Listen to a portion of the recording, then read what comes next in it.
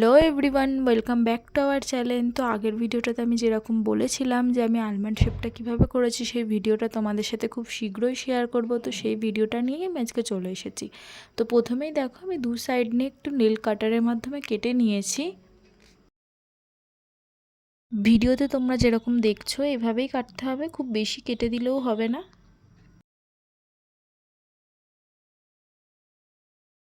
তারপরে দেখো, আমি এখানে ফাইলারটা দিয়ে শেপ করে নিচ্ছি। তো তোমরা দেখো আমি কিভাবে ফাইলারটা ধরেছি এবং কিভাবে চালাচ্ছি ফাইলারটা। ফাইলার ইউজ করার অনেক ধরন হয়, আলমন্ড শেপটা করতে গেলে এভাবেই তোমাদের করতে হবে।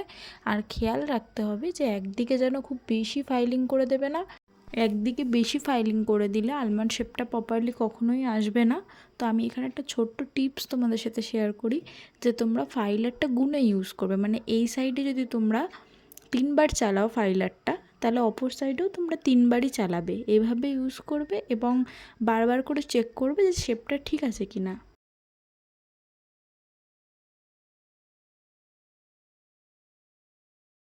তারপর দেখো, তোমাদের সুবিধার্থে আমি আরও একটি নেলস কিভাবে করলাম সেটাই তোমাদের দেখিয়ে দিচ্ছি, যাতে তোমাদের বুঝতে কোনো রকম অসুবিধা না হয়। বোথ সাইডে ফাইলিং করার পর মাথার দিকটা একটু গোল করে ফাইলিং করে নিতে হবে। ফাইলারটা একটু হালকা হাতে গোলভাবে চালাতে হবে, তাহলে সুন্দর আসবে শেপটা।